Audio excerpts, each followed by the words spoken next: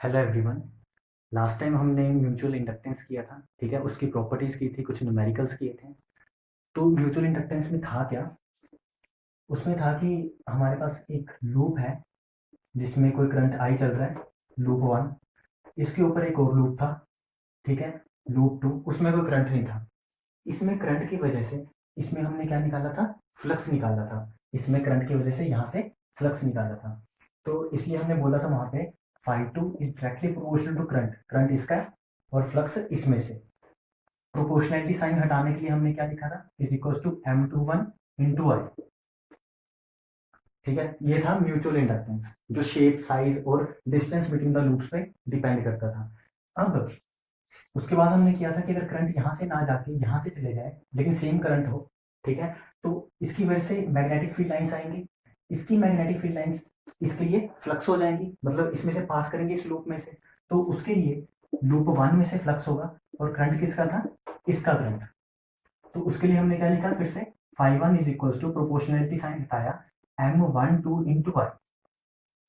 फिर बाद में हमने बोला कि जो m, ये प्रॉपर्टी थी M12 is equal to M21 is equal to m, मतलब ये इसका इसके साथ म्यूचुअल इंडक्टेंस या फिर इसका इसके साथ म्यूचुअल इंडक्टेंस सेम ही होगा हमेशा। ठीक है, फिर हमने इसकी प्रॉपर्टीज की थी, मतलब कुछ न्यूमेरिकल्स किए थे। अब हम इसको ध्यान में रखते हैं। सबसे पहले इसमें करंट था और टू वाले में हमने फ्लक्स देखा था। अब अगर ये जो करंट है, अगर ये टाइम वेरिंग हो जाए, ठीक है, टाइम के साथ चेंज करना शुरू कर जाए, टाइम के साथ चेंज करेगा, तो जो इस वाले लूप में से जो फ्लक्स है वो भी टाइम के साथ चेंज करेगी। तो जब भी फ्लक्स किसी लूप में से टाइम के साथ चेंज करती है तो हमारे पास क्या आता है? Induced EMF. ठीक है, तो हमारे पास इंड्यूस्ड ईएमएफ आएगा या फिर हम बोल सकते हैं इंड्यूस करंट आएगा। तो इस लूप में एक करंट चलना शुरू हो जाएगा अगर ये टाइम वेरिंग करंट होगा, ये वाला। तो यहाँ से जो करंट या फिर इंड्यूस्ड ईएमएफ आएगा उसकी वैल्यू क्या थी? इंड्यूस्ड ईएमएफ को लिखते हैं माइनस ऑफ d5/dt। और फ्लक्स इसमें से पास हो रहा है तो यहाँ पे क्या होगा? Phi two. ठीक है, अब यहाँ से मैं लिख सकता हूँ, क्योंकि इस चीज को मैं लिख सकता हूँ m इंटू आई। ठीक है, तो यहाँ से मैं लिख सकता हूँ माइनस ऑफ m di/dt। तो ये वाला मेरा, ये जो वैल्यू होगी ये होगी इंड्यूस्ड ईएमएफ, इसकी मतलब इसके अक्रॉस जो हमारे पास ईएमएफ आएगी, ठीक है, इलेक्ट्रोमोटिव फोर्स।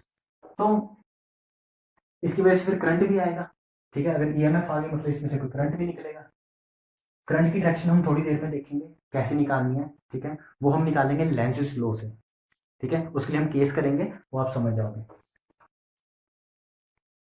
फिर ये याद रखना दूसरी चीज, एक नाम आता है सेल्फ इंडक्टेंस। ये तो था म्यूचुअल इंडक्टेंस, फिर नाम आता है सेल्फ इंडक्टेंस।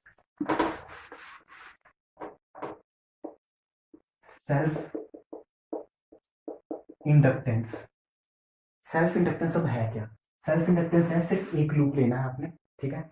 इस लूप में से अगर सिर्फ करंट चल रहा है जो टाइम पे डिपेंड नहीं कर रहा, सिर्फ ये करंट चल रहा है, उसके कारण फील्ड लाइंस निकलेंगी बाहर, क्योंकि करंट ऐसे चल रहा है। ठीक है, ये ऐसे सर्कुलर है, जैसे फील्ड लाइन, जैसे करंट है फील्ड लाइंस ऊपर निकलेंगी। लेकिन हमें पता है फील्ड लाइंस क्या करती है? कर्ल करती है। ठीक है, एक पूरा लूप बनाती है फील्ड लाइंस भी। तो इसका मतलब ये जो फील्ड लाइंस यहाँ से निकली हैं वो इसी वाले लूप को, इसी वाले सर्कल को क्रॉस करेंगी। इसका मतलब हम बोल सकते हैं कि इसकी करंट की वजह से इस लूप में ही फ्लक्स आएगा। ठीक है, इस करंट की वजह से इसी लूप में फ्लक्स आएगा। तो मैं लिख सकता हूँ phi is directly proportional to I. जितना करंट बढ़ता जाएगा फ्लक्स बढ़ता जाएगा। ठीक है, तो जो हमारा वन वाला चल रहा है इसमें वन मान लो, यार एक ही लूप है, लिखने की जरूरत नहीं, फाई डायरेक्टली प्रोपोर्शनल टू आई। अगर मैं यहाँ पे प्रोपोर्शनैलिटी साइन हटा देता हूँ तो मैं यहाँ पे लगाऊंगा phi is equal to L I. ये जो मेरा एल है, ठीक है, ये है मेरा सेल्फ इंडक्टेंस। ठीक है, जैसे वहां पे म्यूचुअल इंडक्टेंस है, यहाँ पे है सेल्फ इंडक्टेंस। तो ये जो सेल्फ इंडक्टेंस है ये किस पे डिपेंड करेगा? ये डिपेंड करेगा shape, size, shape and size of the loop पे सेल्फ इंडक्टेंस डिपेंड करेगा। इसी तरह से अगर ये जो मेरा करंट है वो टाइम डिपेंडेंट हो जाता है, ठीक है, टाइम डिपेंडेंट होगा तो इसमें से जो फ्लक्स होगा वो भी टाइम डिपेंडेंट होगा, टाइम डिपेंडेंट होगा। तो मैं लिख सकता हूँ, अगर फ्लक्स टाइम डिपेंडेंट हो गया तो मैं लिख सकता हूँ ईएमएफ जो इसी में आएगी। ठीक है, एक तो करंट इसमें चल रहा है, एक ईएमएफ आने के बाद करंट आएगा, उसे हम इंड्यूस करंट बोलते हैं। ठीक है, क्योंकि अब मेरा फ्लक्स चेंज होगा इसके कारण। तो मैं लिख सकता हूँ माइनस ऑफ d5/dt। तो minus of D phi by D T करेंगे तो बनेगा minus L D I by D T. ठीक है, तो ये हमारा इंड्यूस्ड ईएमएफ होगा। इसी में से अब आता है लेंजिस लॉ। ठीक है, ये याद रखना, ये आ गया। अब आता है लेंजिस लॉ कि इंड्यूस करंट की डायरेक्शन क्या होगी, वो बताने के लिए लेंजिस लॉ सबसे बेस्ट है। ठीक है, इजीली आंसर आ जाता है बहुत जल्दी। तो लेंजिस लॉ हम स्टार्ट करेंगे।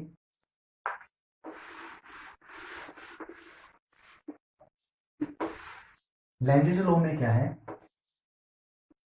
मान लो कि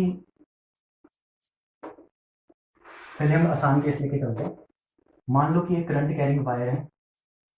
ठीक है, इसमें से करंट आई चल रहा है, जहां पे एक लूप पड़ा है और ये टाइम डिपेंडेंट करंट है। ठीक है, तो मैं सबसे पहले पहला फर्स्ट केस करूंगा। अब मैं मान के चल रहा हूँ केस वन में कि जो मेरा करंट है, केस वन में कि जो मेरा करंट है टाइम के साथ वो बढ़ रहा है। ठीक है, टाइम जैसे जैसे बढ़ रहा है मेरा करंट इंक्रीज कर रहा है। तो मैं बोल सकता हूँ जैसे जैसे करंट इंक्रीज कर रहा है तो इसमें से, तो ये करंट ऐसे है, मैग्नेटिक फील्ड लाइंस ऐसे होंगी। ठीक है, तो ये लूप मैंने बोर्ड पे ही बनाया है, तो ऐसे मान के चलना कि लूप सच में ऐसे ही पड़ा है, ऐसे सर्कल में। ठीक है, ये लूप ऐसे ही पड़ा है, हवा में ऐसे नहीं है, ये लूप ऐसे ही है जैसे बनाया है मैंने। तो करंट ऐसे चलेगा, मैग्नेटिक फील्ड लाइंस इस लूप में से पास करेंगी। ठीक है, ये हो गया ऐसे। अब करंट बढ़ रहा है मतलब मैग्नेटिक फील्ड लाइंस इस लूप में से बढ़ रही है, मैग्नेटिक फ्लक्स बढ़ रहा है इसका मतलब। ठीक है, फ्लक्स बढ़ रहा है, तो अगर इस समय फ्लक्स बढ़ रहा है, ठीक है, तो लेंसिस लॉ क्या बोलता है कि इंड्यूस करंट की वो डायरेक्शन होगी कि वो उसके बढ़ने को रोके, उसको अपोज करे। ठीक है, सिर्फ लेंसिस लॉ इतना बोलता है कि वो उस चीज का जो जो चीज बढ़ रही है, इसमें से जो फ्लक्स है वो इंक्रीज कर रहा है, तो उसको रोके, उसको अपोज करे। उसका इंड्यूस करंट की डायरेक्शन, इसमें जो इंड्यूस करंट आएगा उसकी डायरेक्शन ऐसी रखनी है कि इसमें जो करंट, इसमें जो फ्लक्स बढ़ रहा है उसको रोके। ठीक है, उसको अपोज करे।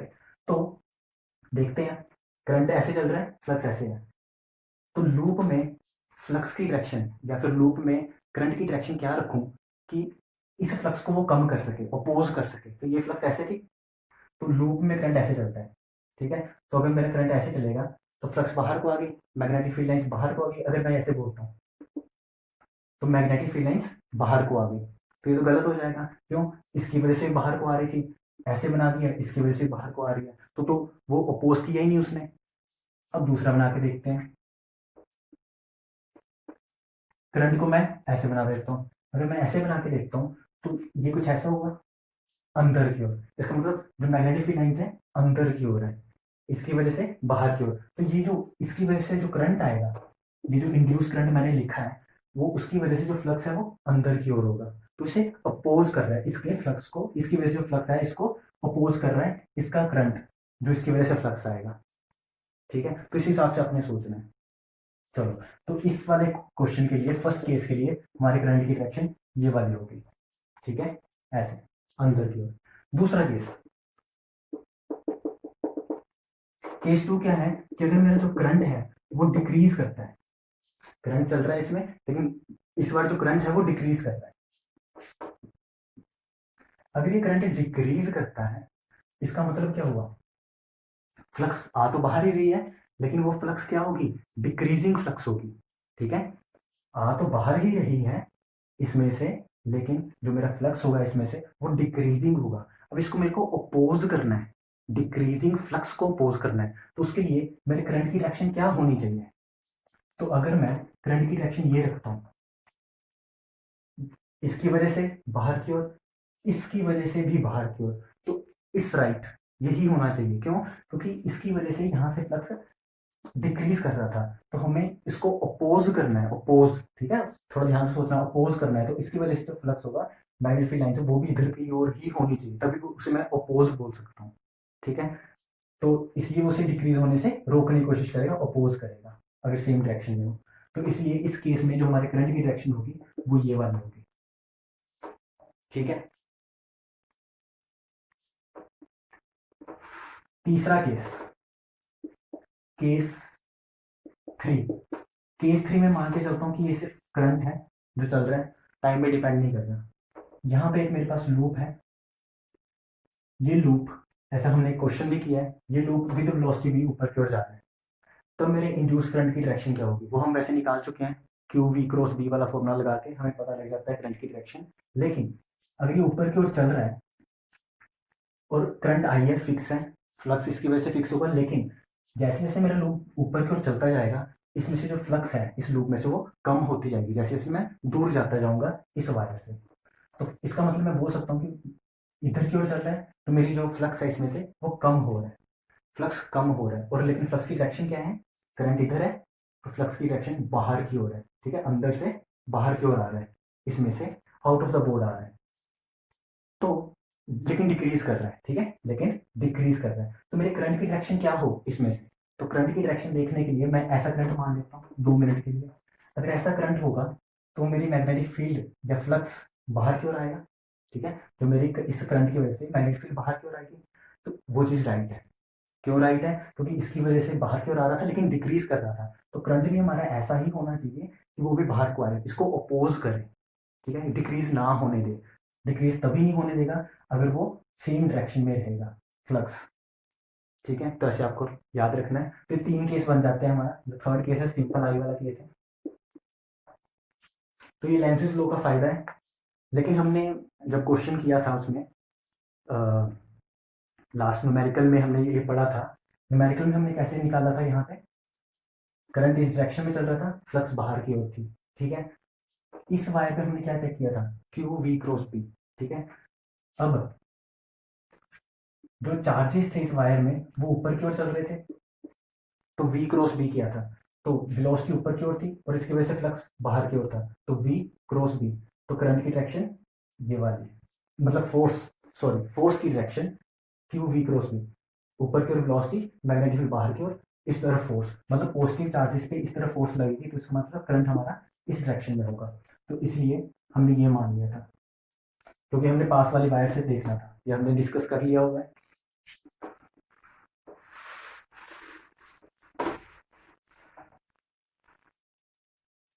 फिर हम इसके बाद एक क्वेश्चन करते हैं, ठीक है। अब इस क्वेश्चन में है क्या,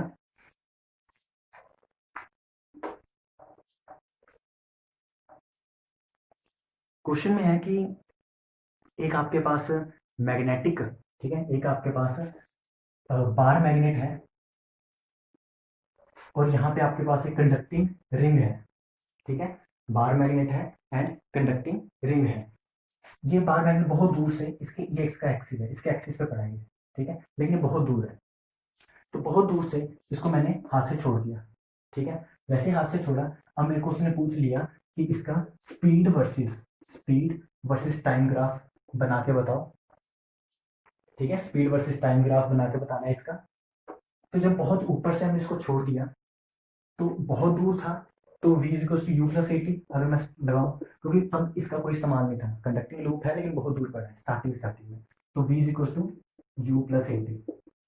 तो वेलोसिटी जो होगी वो इन मैग्नीट्यूड मैं ये बोल सकता हूँ, या फिर स्पीड की बात करूँ, सिंपल अगर मैं स्पीड की बात करूँ तो जी टी। तो इसका मतलब स्टार्टिंग में मेरी स्पीड बढ़ेगी, ठीक है, जब तक ये इसके कॉन्टैक्ट में नहीं आया। ये जैसे ही हाथ से छोड़ा ये नीचे को आता जाएगा अंडर ग्रेविटी, क्वेश्चन में दिया हुआ है ये, ठीक है, ये अंडर ग्रेविटी है, नीचे को आ रहा है, तो वेलोसिटी मेरी बढ़ रही है, ठीक है, स्टार्टिंग में मेरी वेलोसिटी बढ़ रही है। जैसे ये लूप इसके पास पहुंच जाएगा, क्योंकि अगर मैं मान के चलिए नॉर्थ पोल है या साउथ पोल है, तो क्वेश्चन में दिया हुआ है, ठीक है। अब इस क्वेश्चन में अगर ये नॉर्थ पोल है ये साउथ पोल है, ये जो पास में आ गया, ठीक है, उसकी वजह से फ्लक्स आएगा। ये जो फ्लक्स होगा जैसे जैसे इसके पास आता जाएगा, इसमें से जो फ्लक्स है वो इंक्रीज करती जाएगी, ठीक है। इस वाले लूप में से, कंडक्टिंग लूप में से जो फ्लक्स है वो इंक्रीज करेगी। जब फ्लक्स इंक्रीज करेगी इस कंडक्टिंग लूप में तो क्या होगा, क्योंकि ये पास आता जा रहा है तो फ्लक्स बढ़ती जा रही है, ठीक है, चेंजिंग इन फ्लक्स हो रहा है, चेंज इन फ्लक्स आ रहा है। तो क्या होगा, जो हमारे इंड्यूस करंट आएगा, ठीक है, इंड्यूस करंट की डायरेक्शन क्या होगी, अब फ्लक्स बढ़ रहा है नीचे की ओर, ठीक है, ये लूप है, नीचे की ओर फ्लक्स बढ़ रहा है, तो इसका मतलब करंट की डायरेक्शन ऐसी होनी चाहिए कि उसको अपोज करे, उस फ्लक्स के बढ़ने को अपोज करे। तो अगर मेरा लूप ये है तो करंट की डायरेक्शन अगर मैं ये रखूँ तो इसकी वजह से जो फ्लक्स होगा, जो मैग्नेटिक फील्ड लाइंस होंगी वो ऊपर की ओर होंगी, तो करंट को मेरे को ऐसे रखना पड़ेगा, ठीक है। इसकी वजह से नीचे, इस बार मैग्नेट की वजह से नीचे की ओर फ्लक्स बढ़ रहा है, लेकिन इसकी वजह से ऊपर की ओर बढ़ेगा, तो मतलब अपोज करेगा। अब अगर ऐसा करंट चल रहा है, ठीक है, ये ऐसे है, करंट ऐसे चल रहा है, तो मैग्नेटिक फील्ड ऐसे, मैग्नेटिक फील्ड ऊपर से लेके नीचे तक जाएगी, मतलब एक पूरा कर्ल बनाएगी इस रिंग के कारण, ठीक है, कर्ल बनाएगी। अब जहां से स्टार्ट हुआ ये, ऊपर से ऐसे स्टार्ट हुआ, तो इस वाले को मैं नॉर्थ पोल बोलूंगा, ठीक है। तो इसका मतलब ये, जब अगर करंट ऐसे चल रहा है, ठीक है, तो ये as a north pole act करेगा, ठीक है। ये भी नॉर्थ पोल, ये भी नॉर्थ पोल, अगर दोनों नॉर्थ पोल है तो क्या करते हैं ये आपस में, ये, क्योंकि हमने ऐसे बोला है कि यहाँ से जनरेट हो गया, क्योंकि नॉर्थ पोल से जनरेट होती है फ्लक्स मैग्नेटिक फील्ड लाइन, और साउथ पोल पे उसका टर्मिनेशन होता है। तो इसी हिसाब से हमने ये सोचा है कि ऐसे चलेगा, नॉर्थ पोल से जनरेट होगा, साउथ पोल पे टर्मिनेट करेगा। तो यही चीज यहाँ पे है।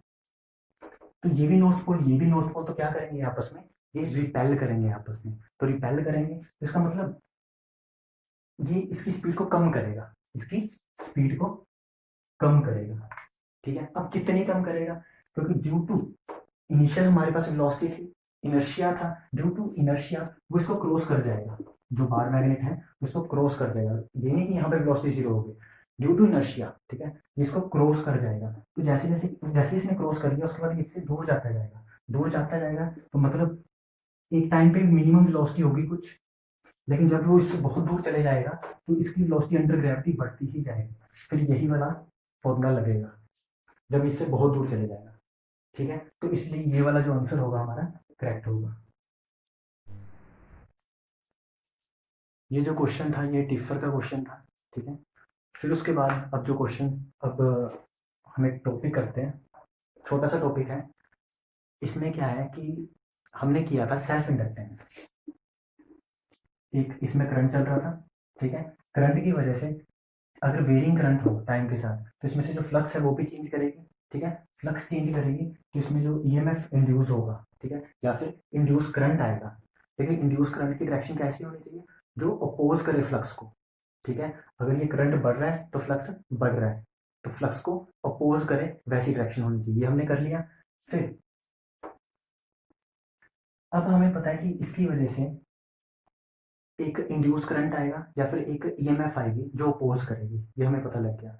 जब वो अपोज करेगी तो जो करंट के चार्जेस, ये जो करंट हमें हमारे पास था सोर्स की वजह से था, इसके चार्ज को इस तरफ से इस तरफ जाना है, यहाँ तक आना है, यहाँ से यहाँ आना है। तो उस पर कौन अपोजिंग फोर्स लगा रहा है, वहां पे ईएमएफ जो है वो इसे अपोज करने की कोशिश कर रही है, ठीक है।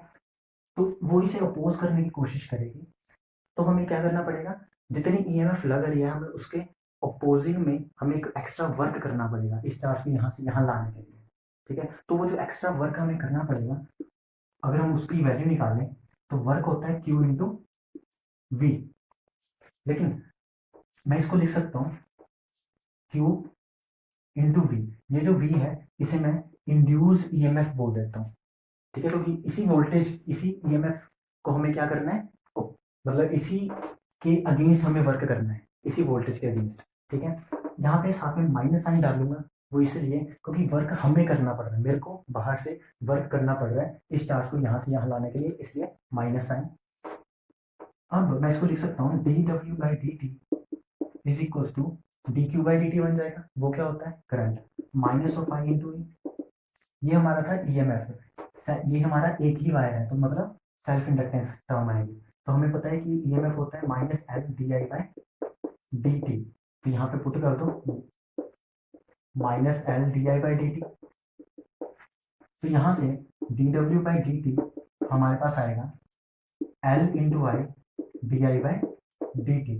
तो यहाँ से मैं बोल सकता हूँ कि जो मेरा वर्क है वो क्या आएगा, अगर मैं, चलो इंटीग्रेट कर लेते हैं, टाइम यहाँ से कैंसिल हो जाएगा तो हमारे पास बचेगा work is equal to L I D I integration, ठीक है। तो ये बनेगा work is equal to L I square by 2। तो ये एक इंपॉर्टेंट चीज है वर्क डन की, तो ये आपको पता होना चाहिए, सेल्फ इंडक्टर है ये, सेल्फ इंडक्टेंस है ये, ठीक है। तो इंपॉर्टेंट फॉर्मूला हो जाता है ये।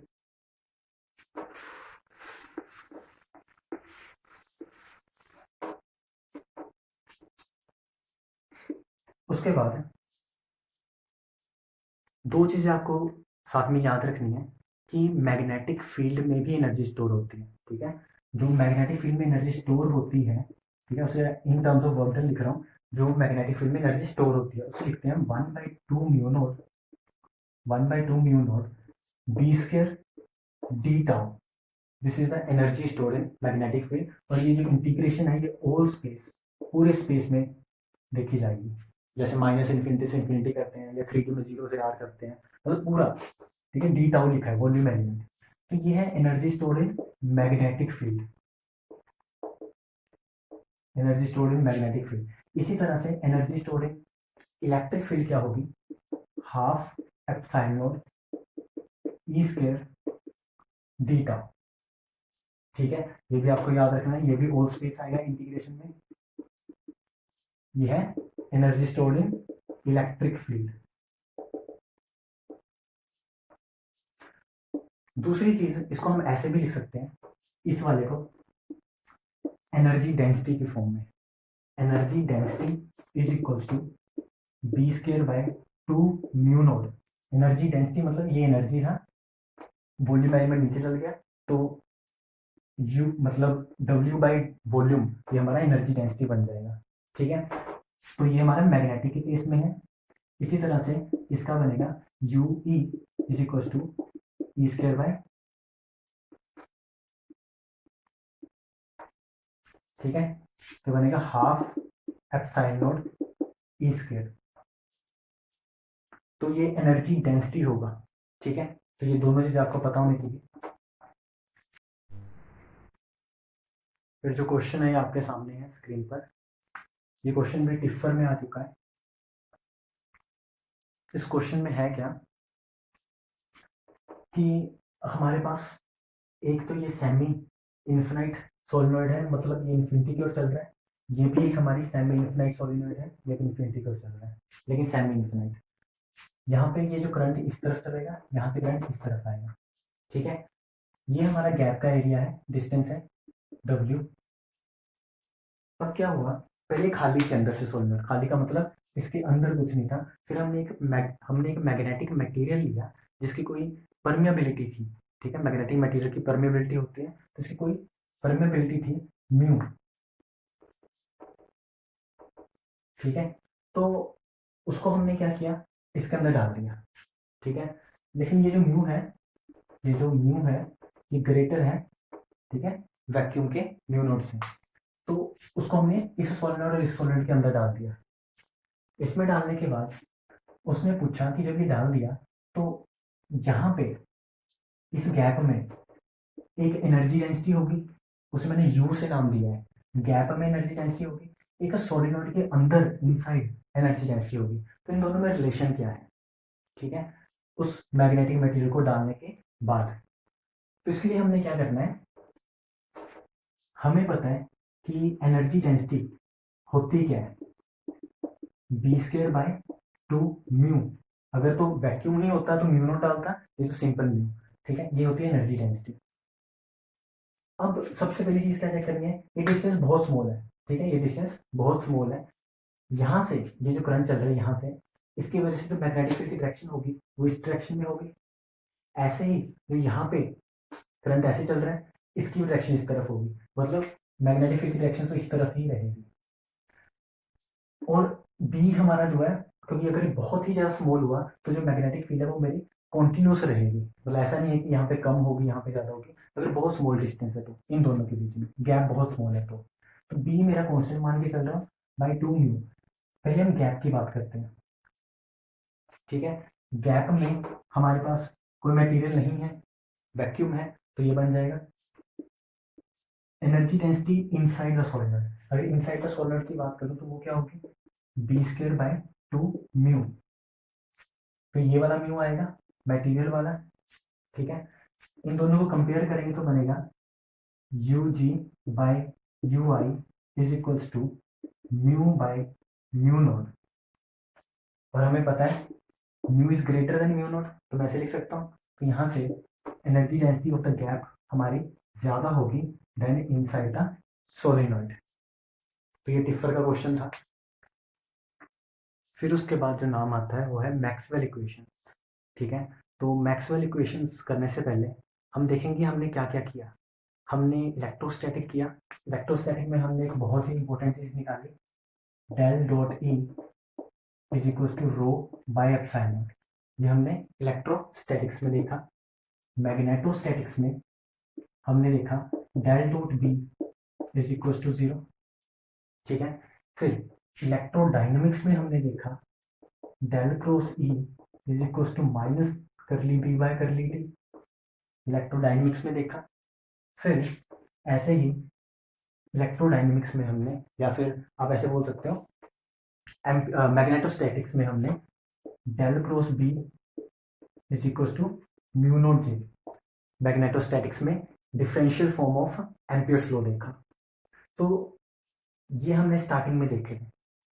ठीक है, ये था बिफोर मैक्सवेल। बिफोर मैक्सवेल, जब मैक्सवेल आया उसने देखा कि ठीक है ये सारी इक्वेशंस पढ़ी हैं, ओके अच्छा है। उसने ना एक काम किया, उसने यहाँ पे देखा कि डाइवर्जेंस, क्योंकि उसके दिमाग में था divergence of a curl is zero, तो इस इक्वेशन पे मैं डाइवर्जेंस ऑफ ए कर्ल लगाता हूँ डेल डॉट डेल क्रॉस ई। मैंने क्या किया, इस पे डाइवर्जेंस लगा दी इस इक्वेशन पे पूरी पे, minus of curly by curly T del dot D. मैंने डाइवर्जेंस लगा दी और हमें पता है कि divergence of a curl is always zero, तो ये क्या है जीरो। हमें ये भी पता है ये हमेशा क्या होता है डेल डॉट बी जीरो, तो लेफ्ट साइड राइट साइड के बराबर है, इट्स राइट। फिर उसके बाद उसने ऐसे ही इक्वेशन, ये जो फोर्थ नंबर इक्वेशन है उस पर लगाया।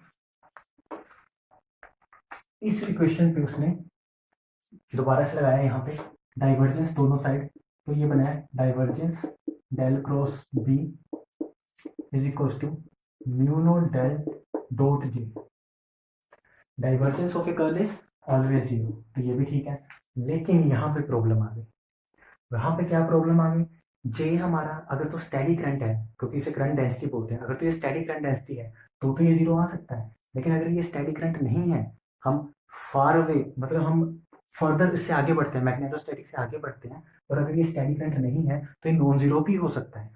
तो del dot J in many of the cases it is non zero. ठीक है, in some of the cases it is zero, लेकिन many of the cases it is non zero. तो यहाँ पे प्रॉब्लम आ गई, ये जीरो बन रहा था, ये जीरो बन नहीं रहा था। तो यहाँ पे क्या हुआ, एम्पियर्स का लॉ थोड़ा थोड़ा ऐसे लग रहा था कि फेल होते जा रहा है, कहीं पे गलती आ रही थी यहाँ पे। क्योंकि अगर हमें मैग्नेटोस्टैटिक से बियॉन्ड जाना हो तो हम देख सकते हैं एम्पियर्स लॉ नहीं लगा पा रहे हैं, मैग्नेटोस्टैटिक्स में लगा पा रहे थे। अच्छा, फिर क्या कर सकते थे, फिर उसने सोचा एक कैपेसिटर, ठीक है, एक पैरेलल प्लेट कैपेसिटर लिया। ये कैपेसिटर है हमारे पास, ठीक है, कुछ ऐसा। यहाँ पे कोई वोल्टेज होगी, मान लो कि करंट ऐसे चल रहा है इस डायरेक्शन में। उसने क्या किया कि एम्पियर लूप बनाया, एम्पियर लूप बनाया, ठीक है। एम्पियर लूप में से B dot D L ampere law लगाया, इंटीग्रल फॉर्म, वो होता है mu naught into I enclosed. तो इसमें जो वैल्यू आती, इसमें से जो करंट इस लूप में से पास और करंट आई है, तो इसकी वैल्यू क्या आती, म्यू नॉट इनटू आई, इस लूप में से। ये ठीक था, चलो यहाँ तो वैलिड है। अब उसने क्या किया, अगर उसने सोचा कि अगर मैं इस लूप को ऐसे बना दूं, एम्पियर का लूप कोई बैलून शेप में बना दूं, ठीक है, अब ये बैलून शेप में बन चुका है।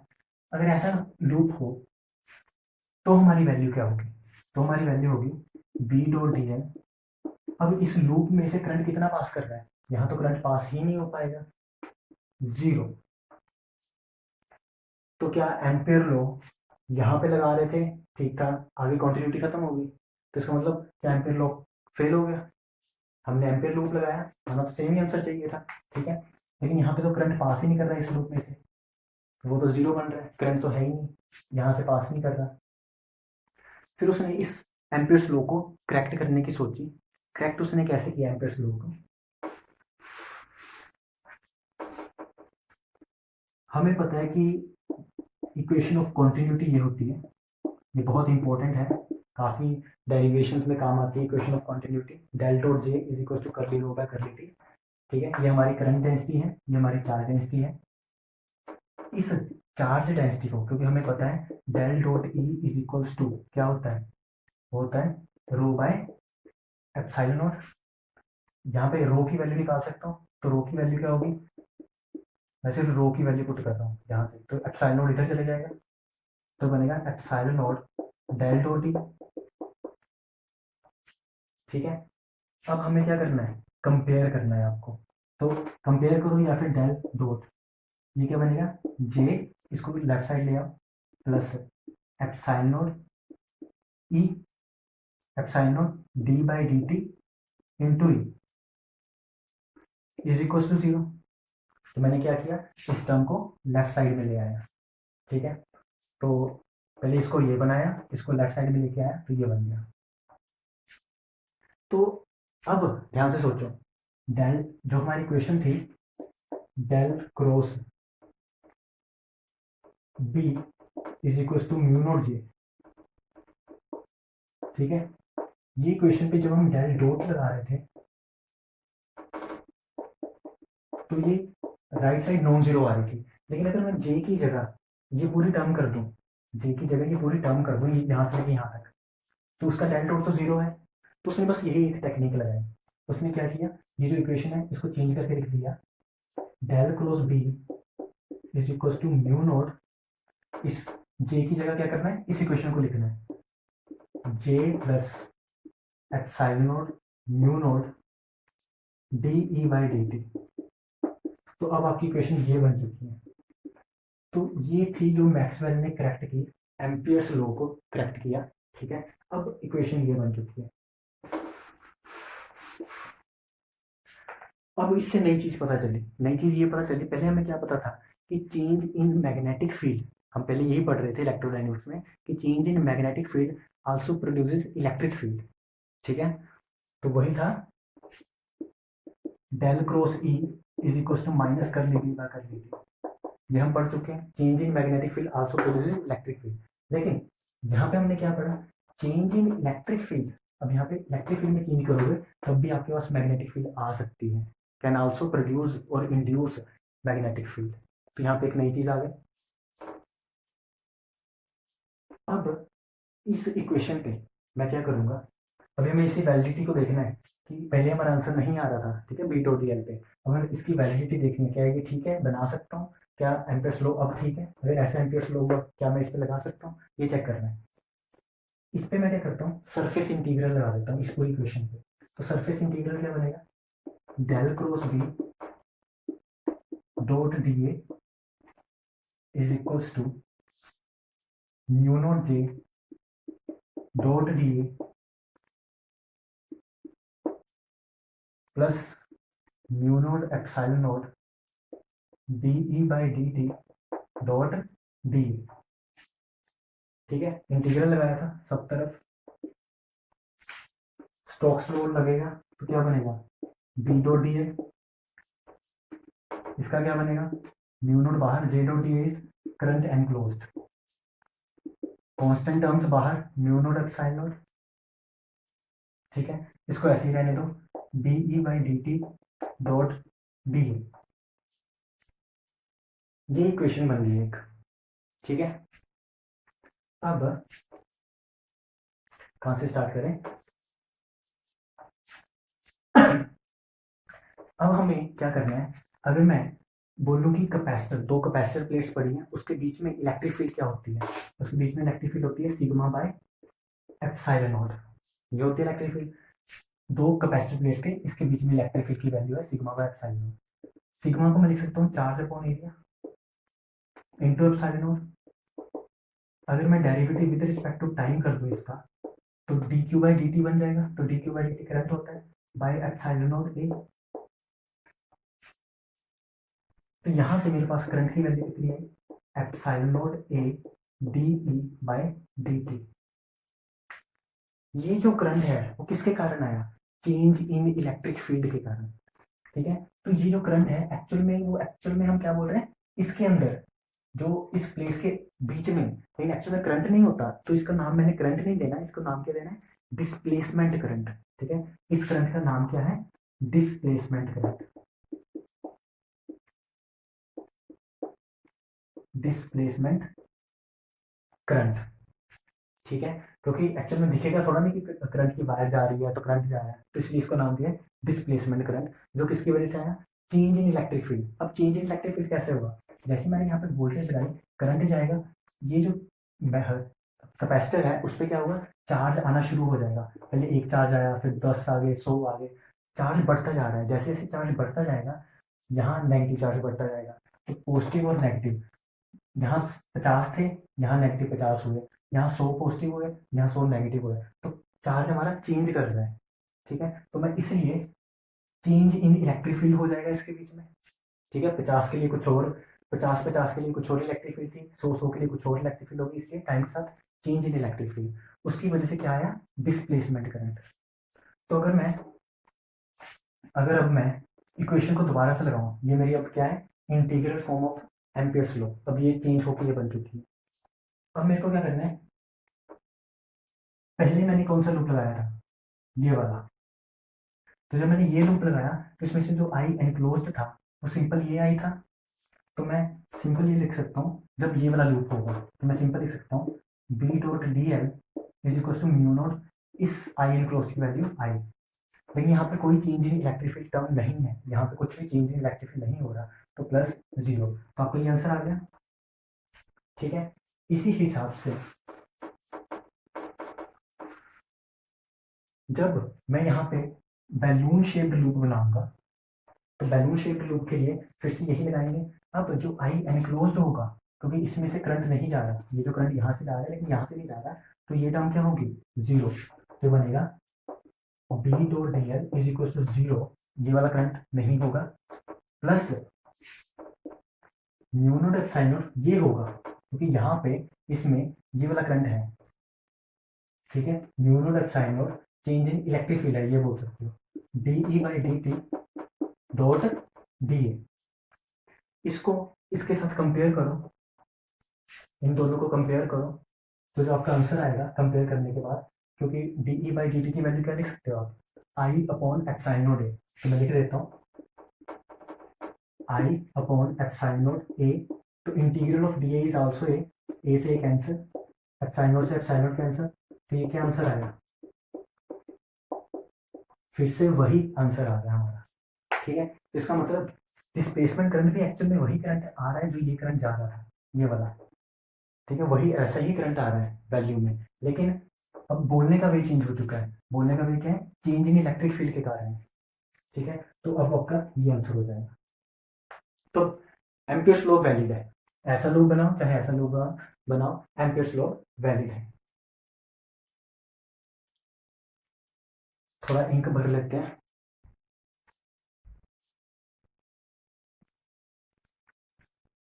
और इसी तरह से जैसे हमने इसको डिस्प्लेसमेंट करंट नाम दिया है, ठीक है, इसी तरह से जो हमने ये लिखा है, हमारे पास ये बन गया, अब इसे रब कर भी देते हैं, हमारे पास जो इक्वेशन बन गई एम्पियर्स लॉ की, वो बन गई del cross B is equal to mu naught J plus mu naught epsilon naught curly E by curly T, यहाँ पे जो हमारे पास ये टर्म है epsilon naught curly E by curly T, इसको हम नाम देंगे G D, this is the displacement current density, ठीक है, जी डी, तो कभी कभी इस टर्म की जगह जी डी भी लिखा हो सकता है, ठीक है, ये भी ध्यान रखना।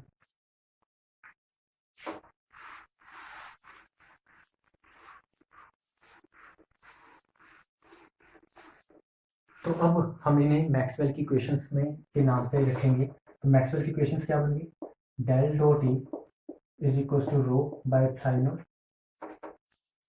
Del dot B is equal to 0, del cross E is equal to minus curly T by curly T, del cross B is equal to mu naught J plus mu naught epsilon naught curly E by curly T. तो ये interviews के लिए बहुत important चीज़ है, interview में मतलब सबसे पहले तो यही चीज़ लिखवा के देखते हैं कि मैक्सवेल इक्वेशंस लिख के बताओ, तो ठीक है लिख लिया हमने। अब चाहे इसका डाइवर्जेंस ऑफ कर्ल देख लो, इसका डाइवर्जेंस ऑफ कर्ल देख लो, left side equals to right side ही आएगा। ठीक है, तो ये ठीक भी हो चुका है। अब एक्चुअल में इंटरव्यू के लिए अगर मैं बात करूं, कभी इंटरव्यू में जाओ अगर वो पूछें तो एक्चुअल लिखने का वे क्या है मैक्सवेल इक्वेशंस को, एक्चुअल वे, ये तो एक ठीक है लिख दिया, लेकिन प्रेफरेबल वे क्या है, वो वे होता है, इसको ऐसे रहने दो, ये भी ठीक है, ये भी ठीक है, यहाँ पे इसे राइट साइड में ले आया, लेफ्ट साइड पे ले आया, तो इसका एक्चुअल वे है लिखने का। ऐसा क्यों, ये भी बताता हूँ। और इस वाली इक्वेशन को लिखने का जो एक्चुअल वे है वो है del cross B minus mu naught epsilon naught curly E by curly t is equal to mu naught J. ये इसका एक्चुअल लिखने का वे है फोर्थ इक्वेशन को। ऐसा क्यों, हमें ऐसा लग रहा है इतनी देर से कि एक फील्ड के चेंज होने से दूसरी फील्ड आ रही है, लेकिन अगर बहुत बेसिक वे में जाओ तो एक्चुअल में चार्जेस की वजह से हमारे पास फील्ड्स आ रही हैं, चार्जेस की वजह से। ठीक है, तो इसलिए चार्ज को इस साइड रखा है, उसकी वजह से फील्ड आ रही है, चार्ज को, चार्ज की वजह से करंट डेंसिटी बनेगी, उसकी वजह से फील्ड आ रही है। ठीक है, तो चार्जेस की वजह से फील्ड आ रही है, ये कुछ ऐसा बता रहा है, और वही एक बेसिक वे है लिखने का। ठीक है, अगर इंटरव्यू में पूछते हैं तो ऐसे लिखते हैं, प्रेफरेबल वे ये है। नेक्स्ट चीज ऐसी है कि वो भी इंटरव्यू में पूछते हैं कि अगर मैग्नेटिक मोनोपोल्स या मैग्नेटिक चार्जेस एग्जिस्ट कर रहे होते हैं, अभी तक हमें पता था कि इलेक्ट्रिक चार्जेस एग्जिस्ट करते हैं, ठीक है, मैग्नेटिक चार्जेस एग्जिस्ट नहीं करते, ये हमें पता है, लेकिन अगर वो कर रहे होते तो मैक्सवेल की इक्वेशंस कैसे चेंज हो जाती, उनकी इक्वेशन को कैसे लिखते आप, तो वो भी आपको याद रखना है। तो ये सिर्फ पॉइंट क्या है, इफ मैग्नेटिक चार्जेस एग्जिस्ट,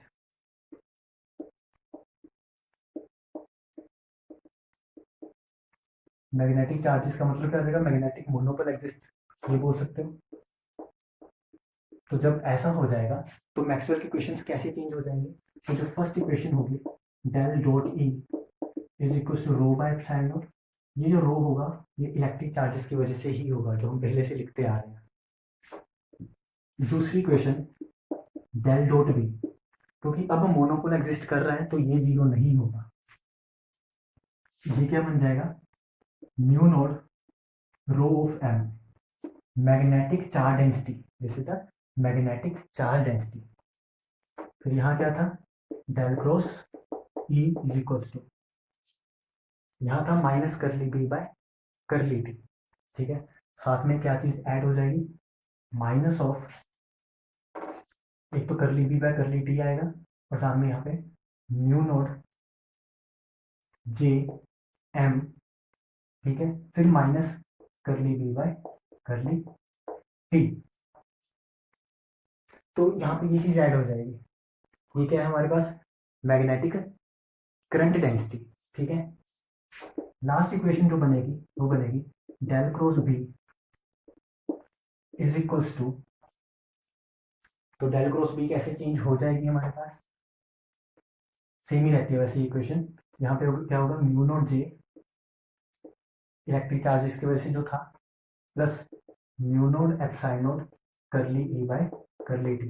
तो ये इक्वेशन सेम रहेगी, ये इक्वेशन सेम रहेगी, लेकिन यहाँ और यहाँ पे चेंजेस आ जाएंगे। ठीक है, तो ये आपको ध्यान में रखना है, ये इंटरव्यू में काफ़ी बार पूछा हुआ क्वेश्चन है, जब भी पीएचडी एंट्रेंस के लिए जाते हो तो इंटरव्यू में पूछा जाता है।